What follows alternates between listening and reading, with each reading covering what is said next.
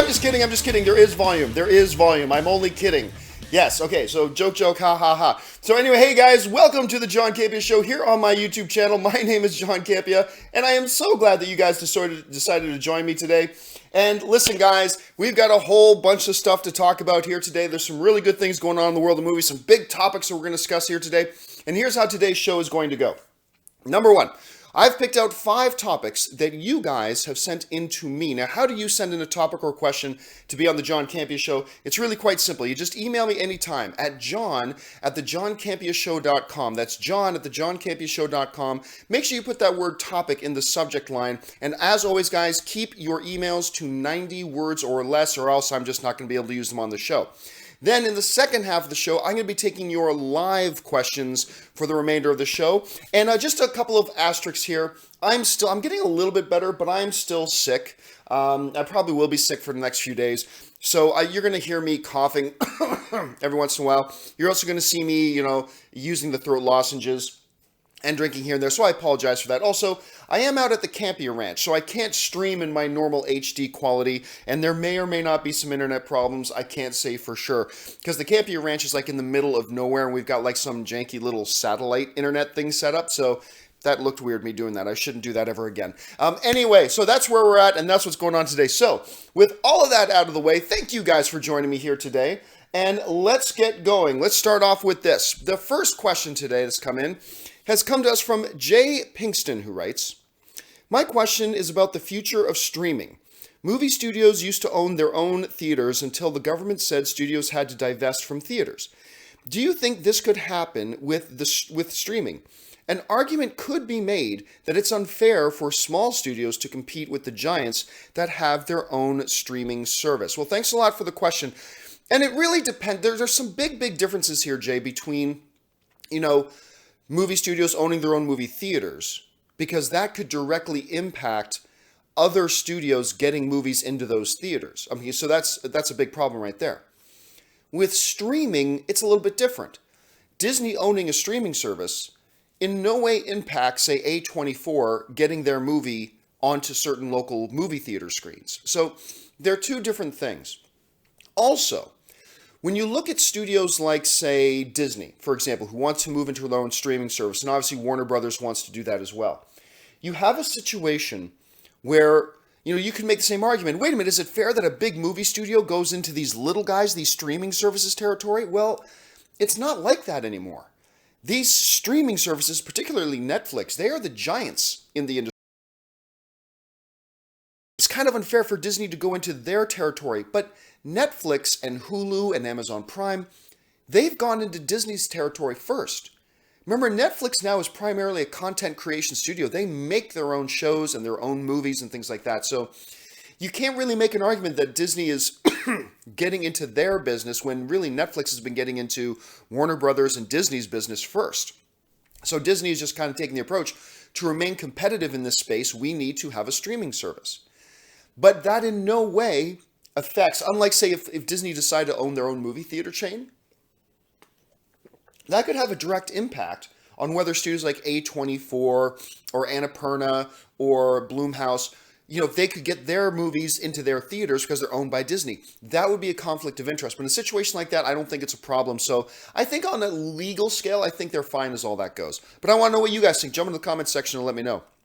All right, let's move on now to the next question. And the next question today comes to us from Jeremy Madreen, who writes, "Just wondering if you had a chance to see that new Nic Cage trailer called Mom and Dad. Budget craziness. I thought it was great. Your thoughts?" Well, thanks a lot for the question, man. And you may or may not know, a friend of mine is actually the writer and director of that movie. Brian Taylor is the writer and the director of that movie. And I remember it was like over a year ago, I was trying to get together with Brian somewhere, and he goes, "Dude, I'm actually in some European country filming a new movie with Nic Cage." I'm like, "Oh, that's cool. Like, what are you doing? Blah, blah, blah." And I had no idea that this trailer was coming out. And actually, Jeremy, your question is what made me aware that this trailer was even out there yet. So I went and checked out the trailer after you emailed me about it, and I love it. I mean, granted, take it with a grain of salt. I'm a little bit biased here because it's a buddy of mine, but I thought it was fantastic. I had a lot of fun with that. I thought it was fun, and I thought it had like that Nic Cage classic kind of feel to it, and it felt like it had that craziness of Crank, because Brian was one of the directors of Crank as well, brought into it as well. And actually, it's funny, you guys can't see it. Brian Trailer just texted me. A text message notification just popped up on my thing from Brian. So there you go. Anyway, I thought it was nutty, and I thought it was great, and I thought it looked like it had a lot of energy. And again, we've seen great trailers to bad movies. Obviously, this movie could suck. Yes, absolutely, all that kind of stuff. But as far as the trailer goes, I thought the trailer was dynamite. I really had a good time with it. So there you go. All right, let's move on now to the next topic. And the next topic today comes to us from Sean Liu, who writes, "Hey John, you mentioned several times that Netflix is the Goliath in the streaming business and Disney/Fox is the David. If this is true, why did Disney pay 60 plus billion to buy Fox instead of just paying a similar price, if not cheaper, to buy Netflix instead?" All right, thanks a lot for the question, man. And so, I mean, this is something that we've kind of sort of addressed before. It's like, look, if Disney was looking to compete with Netflix, why they buy Fox or buy all those Fox assets? Well, because in order to try to compete with Netflix, they're going to need a whole ass load of content. Just a huge spew of content they're going to need to even begin to try to compete with something like Netflix. I mean, it's a tall order for them to try. So then why not just buy Netflix? Because of this. Couple reasons. Number one, Netflix was not for sale. Fox wanted to divest themselves of a lot of their IP properties and a lot of their stuff like that. They wanted to sell. So that's the big difference. Netflix is in no space where they're even remotely thinking selling. Here's the thing. Netflix is a ludicrously profitable business. They're generating over $1 billion a month. Let that sink in. Netflix is generating over $1 billion a month. And most of that is pure profit. Most of that $1 billion a month, like over $12 billion a year, probably somewhere between $12 and $15 billion a year. They are insanely profitable. Why would Netflix sell? Why would we sell this to you for $60 billion when in the next decade we're probably going to generate somewhere between $150 and $200 billion? Why would we sell this to you?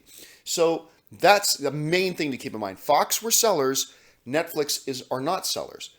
The other thing is this, and this kind of is implicit in the last point I made, which is that Netflix was not going to go for $60 billion. I'm sorry. You are crazy if you thought that even if Netflix wanted to remotely consider the possibility of selling their business, $60 billion was not going to be the price tag. The price tag probably would have been in the 120, 130, 140 billion dollar range. And there ain't nobody who's got that kind of money just laying around in their pocket to up and pay for it. Even Disney. So Disney's going the other route. Disney's going the route of we're going to compete with Netflix. And a part of that competition is we need to prepare ourselves by buying a lot of content to shore up our content offerings when we start to go live in 2019. And that's why they went after Fox when Fox became available. And that is why Netflix wasn't even an option in the first place. And even if Netflix decided they wanted to be an option, it would have been way priced outside of what Disney would have thought valuable or worth it. So there's that. If you guys have any other insights, jump in the comment section below and let me know your thoughts. Maybe you've got another point of view that might change the whole narrative of this. Jump down there and let me know what you guys think. All right. Pardon me. Let's move on now to the next question. And the next question today comes to us from Linus Knight, who writes, "Looks like the Russian/overseas poster for Solo has been released/leaked online. It looks like things are better than originally feared. Do you think a trailer will be following soon?" All right, thanks a lot for the question, Linus. For those of you who do not know, about 24 hours ago or so, this piece of artwork came online. And there, you can see it there in the sidebar, but let me bring up a bigger piece of it here. A piece of artwork dropped online that was being reported as leaked Russian artwork for the upcoming Solo movie.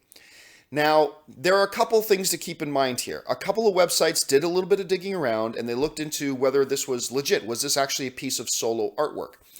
Disney has officially denied that this is anything from them or anything from Lucasfilm. So this image you see right here, pardon me, is not from Lucasfilm. It is not original artwork. It is not from the movie. It is not official. However, that doesn't mean it's completely fake either. The guys over at Slash Film did an article on this particular piece of art that came out. And one of the things that they pointed out that I thought was really insightful was the fact that, hey, this may not be an official piece of solo art from Lucasfilm, from Disney. However, there are multiple licensees, like companies around the world that have bought certain licenses to make product based on the Solo movie. Therefore, it is not inconceivable that this piece of art right here could actually be based on one of those licensees. It could actually be from one of these companies that have access to real art, and maybe they just put something together. Now, to kind of go along with that, it was released on Reddit. Somebody found a picture of this calendar that has, it's in Russian, but somebody found a picture of this calendar that has the Han Solo quote-unquote artwork on it, which kind of goes to support in a way that Slash Film theory that perhaps this one single piece is not in and of itself like an official poster. Maybe that's not the case, but it very well could be a piece of art based on real pieces of art that are made available to certain product licensees to put something together and put out. So for instance, this picture of Lando, that could be a legit picture of Lando that then an official licensee took and made their own kind of collage image. You also see in the full picture, there's a sleeker looking, newer looking Millennium Falcon. That makes sense. Chewbacca's in there, of course. You got Solo there in a very cool looking jacket, all that kind of stuff. So is this an official thing from Disney? No. But it could be legit nonetheless, because it might be coming from some kind of licensee that had this leak out. So I don't know what the answer is 100% for sure, but let's not just dismiss this image too quickly, because there are some possibilities here that they could be based on legitimate things, even though in and of itself it's not an official Disney published thing. So there's a lot of possibilities here for that. All right, let's move on now to the next question. And the next question today comes to us from Daniel Yamasaki, who writes, "Hey John, do you think that Captain America or anyone from Captain America's team will make some sort of appearance in Black Panther, since it's the last movie before Infinity War? Thanks, and keep up the great work." Well, this has been a huge topic of conversation amongst a lot of people. Is in the Black Panther trailers, we have not seen any other Avengers, right? I mean, we've got the guy from Civil War, the federal agent dude from Civil War, Bilbo Baggins. We see him in it, but we don't see Tony Stark. We don't see Captain America. We don't see Ant-Man. We don't see anybody else like that. So what are the possibilities that we do get some Avengers in there? The biggest, most popular theories are, and these are for obvious reasons, one, Captain America will make a cameo, and two, Bucky will make a cameo. Obviously, because at the end of Civil War, that's where Captain America and Bucky are. They're in Wakanda. So, the possibility of them popping up as cameos are pretty high. But let me throw a dark horse at you. Since you make a very, very key point here, this is the final MCU movie leading into Avengers Infinity War. Based on that, I'm going to throw out a total wild pitch here, just a dark horse here. I'm going to bet Tony Stark makes an appearance. I'm going to bet Robert Downey Jr. pops up in this movie. Now, I'm not saying he has a significant role. I'm not saying he's going to be in 5 or 6 scenes. But I think even if it's a post-credit scene, I'm going to put $5 down, theoretically.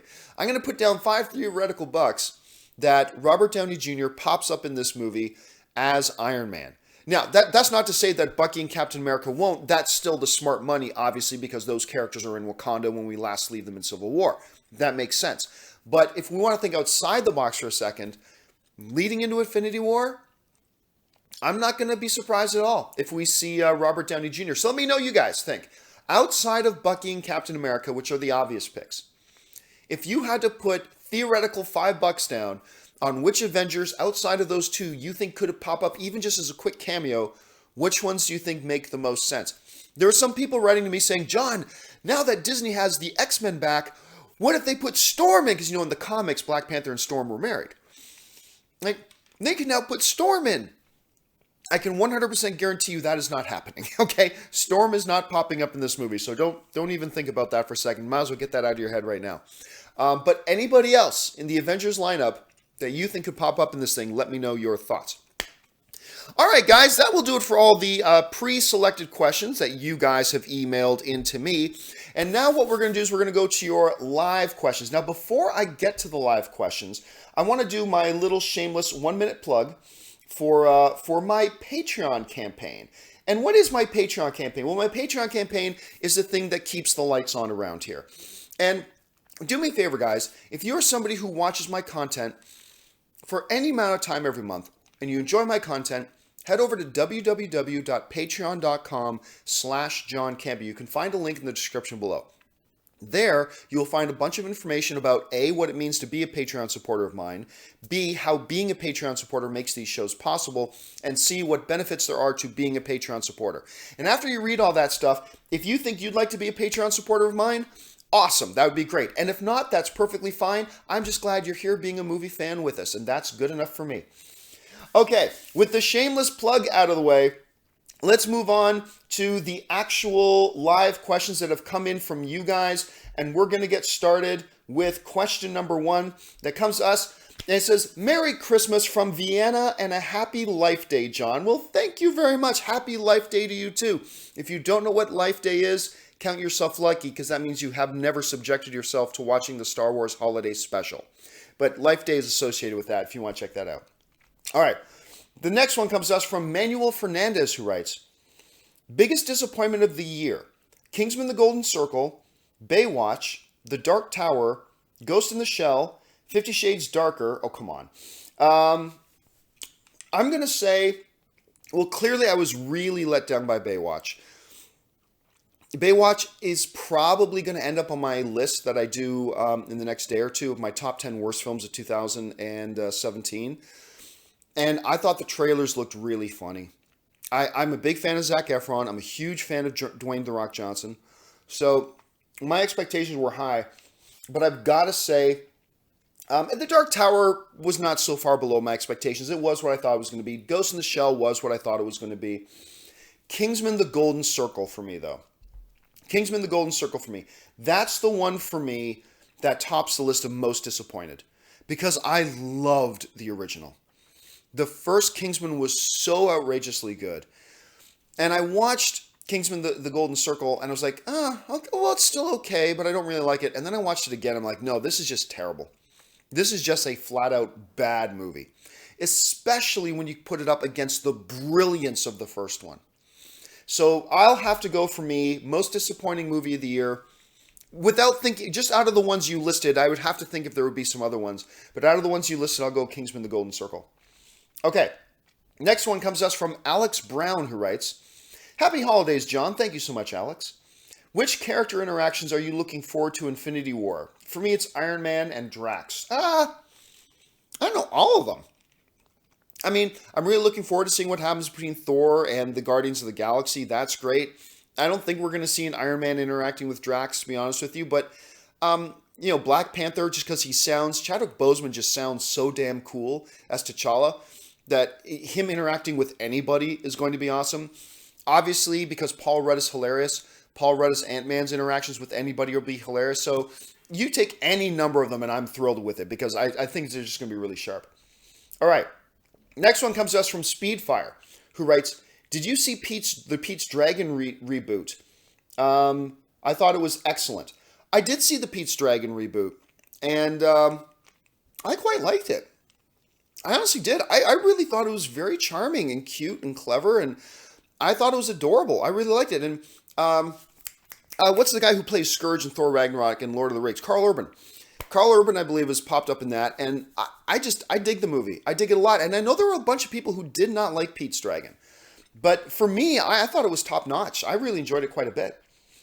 All right, let's move on. Next one comes to us from K Major, who writes, Which Avenger would you be okay losing in Infinity War? I don't like it, but someone has to go. Everyone coming out unscarred would be unrealistic to me, at least. Look, it all depends on how it's handled.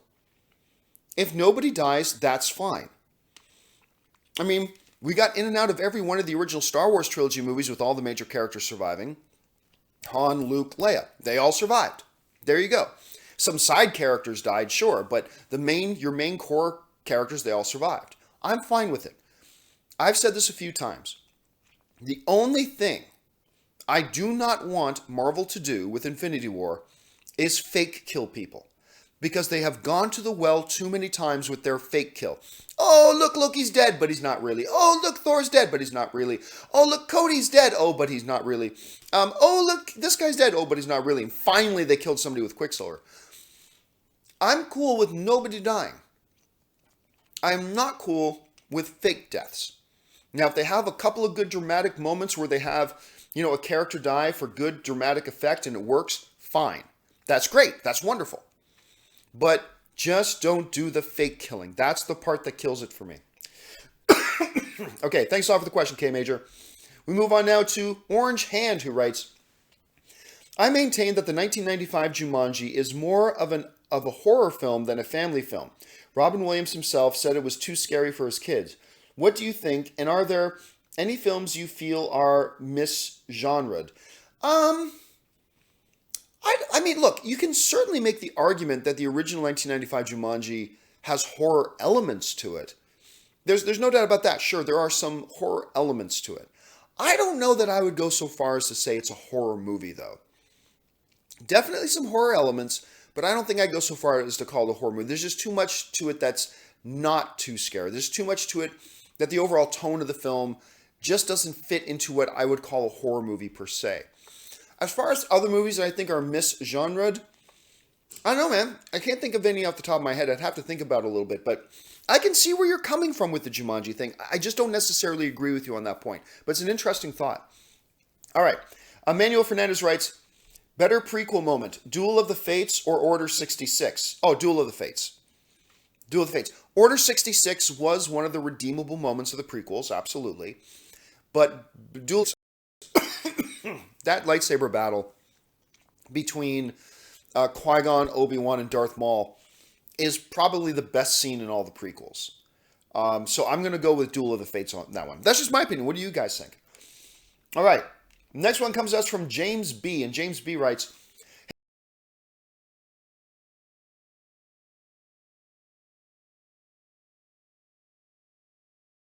to me, I mentioned this before after I think I said this in my last Jedi review, is that I believe Carrie Fisher saved the best for last. I loved her performance in this movie. I think it's the best one she ever gave us as Princess Leia, or as General Leia, however you want to put it. I'm in 100% agreement with you, James B., that I believe it was the best she's ever given us. She saved her best for last, which makes it all the more bittersweet when I watch it. Okay, next one comes to us from Chris Tolliver, who writes, hey, John, have you seen the trailer for A Quiet Place? It has the same exact score from Alien Covenant. Could this be an Alien spinoff nobody knew about? No, but we have talked about the trailer for A Quiet Place on the show a couple of times. As long as I'm thinking of the right movie, the one with John Krasinski and his wife, Emily Blunt, if we're talking about the same movie, I love that trailer. It's very difficult to do a horror movie today or put out a trailer for a horror movie that even in the remotest way feels new and original. But I gotta say, that Quiet Place trailer, I was completely intrigued right from the beginning. I'm completely on board with it. And no, it's not a follow-up, but it reminds me of that time that I remember when, I think it was Return of the King was coming out, the third Lord of the Rings movie. And it had, I can't remember the piece of music, but it was a piece of music from Requiem for a Dream that it used in its trailer. And then I recognized that same piece of music started to be used in a lot of trailers. You know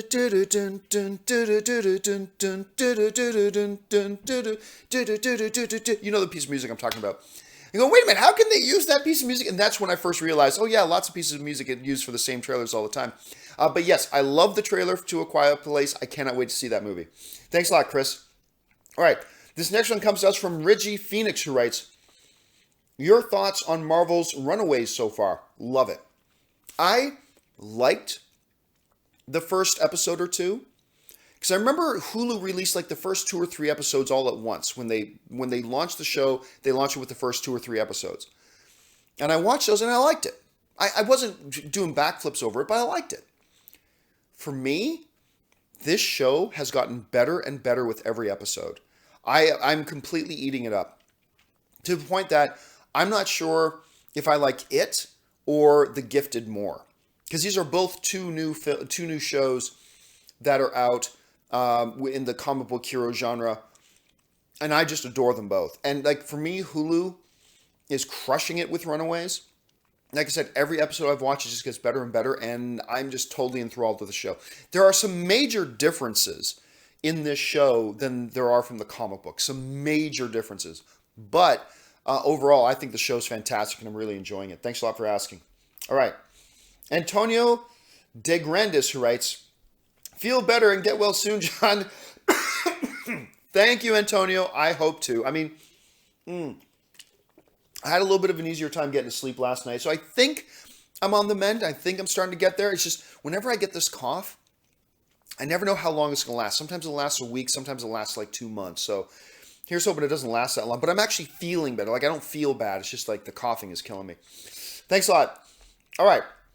Next one comes to us from Ben Rayner, who writes, on TNT, The Revenge of the Sith, they cut out that split second of Obi picking up Anakin's lightsaber. Is this a big deal for canon or not really? Sorry if this is a repeat question, but didn't hear your answer yesterday. I didn't see it, so I didn't see the TNT cut, so I'm not specifically sure about which moment you're talking about.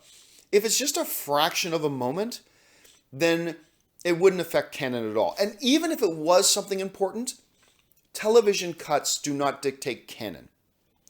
What a TV network puts on their network has nothing to do with canon. The movies are canon. If it's in the movie, that's canon.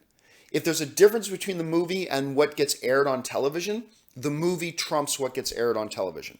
So even though I'm not 100% sure about which moment you're talking about, Ben, I would say that if there's something, any question that goes, hey, between the theatrical release and what got shown on television, there's this difference. Which one is canon? Always go with the theatrical version. So that's kind of my boilerplate answer for something like that. Thanks a lot for the question, Ben. Koba writes in, did you like the Mortal Engines trailer? Yeah, I did. It's just a little initial teaser trailer. So again, I wasn't doing backflips about the Mortal Engines trailer, but I thought it really looked interesting. When you know, like the overall story is again, a dystopian future, cities move around and gobble up resources. It looked great, and it looked true to the spirit of the books. So I liked it, but remember, it's just an initial announcement trailer. I don't even call it a teaser trailer. I call it an announcement trailer. It's like, hey, everybody, this movie is coming. And on that level, I mean, visually looked really good. So yeah, I dug it. I liked it. Again, not doing backflips about it, but I liked it. Somebody whose username is John Campea is my dad writes, who wins with 1 week prep? Batman versus Black Panther. Oh, I'd say it's anybody short of Jesus, Batman wins. Even, 1 or 2 times out of 10, if it's Batman versus Superman, Batman wins. So, I mean, Batman beats Superman. Superman easily beats Black Panther. So, Batman. Batman wins that fight 99 times out of 100 because he's Batman. So, yes, I'll take Batman in that fight. The Jumengo writes, oh, just nothing. He just put in a super chat. Thank you so much, Jumengo. Manuel Fernandez writes, what's your most anticipated 2018 show? Black Lightning, Castle Rock, Roseanne, Altered Carbon, American Crime Story, Veracity, Westworld Season 2, Krypton, Daredevil Season 3, or one I didn't mention. Well, I would have to sit down and make a list and think about for ones you didn't mention. Out of the ones you did mention, Daredevil Season 3. I'm oddly curious about Black Lightning. That could be fun. I think the promos have looked pretty clever. So I'm very interested in Black Lightning. And I've actually got a certain degree of interest in all the ones you mentioned. But by far, more than anything else, Daredevil Season 3. That's what I'm looking forward to the most. Javier Barrera writes, will they move forward on a sequel to Power Rangers? I doubt it. I mean, the first one tanked. They did nothing at the box office. So I highly doubt they're going to. I mean, hey, you never know, right? You never know. Maybe they will. They seem pretty intent on doing it, but I don't know if they're going to want to keep throwing money into the fire pit like that and just burning money. So I'm not sure that they will. If I had to put 5 theoretical bucks down, I'm going to guess that they won't. And again, Power Rangers is one of those weird movies to me that I thought for sure that movie would just suck. And I kind of liked it. You know, I have to call it as I see it. I kind of liked it. I'd be down for watching another one. But it's very difficult to make a business case for making another one just because it tanks so hard. All right, next one comes to us from Curtis Lopez, who writes, I think fans denying Mark Hamill loves The Last Jedi are kids denying that Santa isn't real. Well, I mean, we talked about this on the show yesterday, right? Mark Hamill ended the debate. He put out this big post on his social media that ended the debate. He basically is like, look, you've been taking my words out of context. Here are my real thoughts. Rian Johnson didn't just make a great movie, he made an all-time great movie. Now, that doesn't mean if you don't like The Last Jedi that you shouldn't. Not at all. But the fact is, and I've been telling you guys this, Mark Hamill loves The Last Jedi. That doesn't mean you have to. If you don't like it, that's fine. But Mark Hamill loves The Last Jedi. So let's just be clear about that. All right. Let's see. Next one. Also from Curtis Lopez. And by the way, guys, if you haven't sent in a super chat yet, please do not. I want to wrap the show up here pretty quick. Curtis Lopez writes again, have you seen The Professional with Jean Reno and Natalie Portman? Oh, yeah, years ago. Years ago. That's a great movie. If you haven't seen The Professional, now I'm forgetting, what's the French name that goes with that? I'm forgetting the French name for the film, but yeah, The Professional is great. If you have not watched The Professional, watch it. It's a defining movie for Jean Reno, and I actually love him as an actor. Whenever I see him pop up in anything, I get excited because I always go back to The Professional. So yes, love that film. Thanks for bringing that up, Curtis, and putting it on everybody's radar. Let's see. The June Mengo writes, hey John, fan of your work. Thank you so much, from Brazil. Did you have the chance to check out an Amazon new show called The Marvelous Miss Maisel? One of the best new shows of the year, in my opinion, pure perfection. No, I have heard of it, but barely.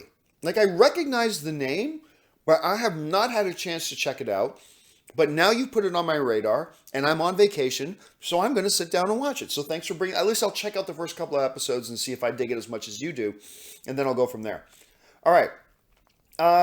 Cobra writes, would you like to see a Christopher Reeve biopic?